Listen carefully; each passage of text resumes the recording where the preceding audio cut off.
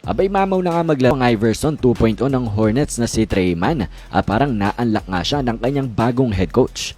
Well, sa panalo kasi ng Toronto Raptors mga idol ay ang laking tulong offensively neto nga ni Tre Mann. Panalo sila 138-133 at ang contribution neto ni Tre Mann mga idol ay 27 points off the bench and 4 assists at 2 steal. At siya mga idol ang may hawak ng may highest scoring performance this game. At ang iginaganda pa nga dyan mga idol ay napakaganda ng kanyang efficiency kung saan sa field 52% yan, 10 out of 19 at sa 3-pointers 50%, 4 out of 8. At talagang iba na nga rin siya mga idol maglaro kumpara sa pre-season kung saan talagang nasa kamay niya lang ang bola nun and he just goes to work. Pero ngayon nga ang Charlotte Hornets head coach ay parang ang nilalagay siya sa posisyon kung saan makakakuha nga siya ng easy baskets. At makikita nga natin dito sa ilang mga plays na ito mga idol. At umpisa natin yan dito nga sa play na ito kung saan kinuha niya nga ang bola sa side of the court matapos nga ng down screen sa kanya. Then he just gets the ball, then straight to attack mga idol at nagpasabit foul dito.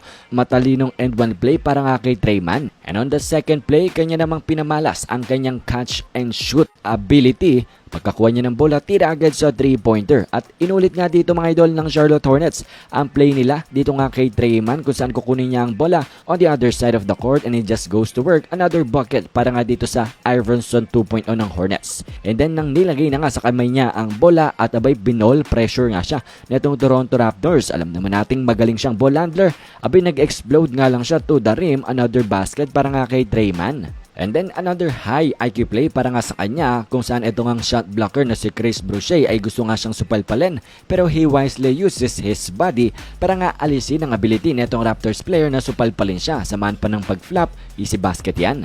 And then isa nga ito mga idol sa mga weapon ng Hornets ngayon, ang two-man game, ang duo ni Tre Mann pati na rin ni LaMelo Ball, parehas na scorer. At sa screen and roll na ginawa nga nilang ito ay hindi nag-roll si Tre Mann kung hindi nag-pump sa 3-pointer, abay easy basket habang nga sila ay naghahabol.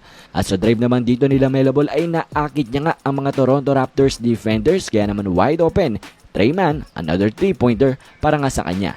At para nga sa panghuling play ay ang specialty nga neto ni Tre Mann of the dribble basket. At talaga nga namang parang nang nakuha niya yung bola ay ginanahan at kumislap ang kanyang mga mata. Atras ng kaonte, buwelo, then crossover straight to the basket, another bucket para nga dito sa Iverson 2.0 ng Hornets.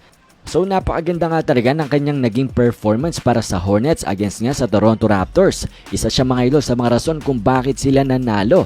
At kudos din sa kanilang coach mga idol na kung saan hindi niya lamang ginagamit si Tre Mann bilang primary ball handler, kung hindi siya rin mga idol ay threat kasi sa labas ng dahil sa kanyang shooting ability. At ito nga mga idol ay tinitake advantage ng bagong Hornets head coach. So kudos sa kanya for using Tre Mann the right way.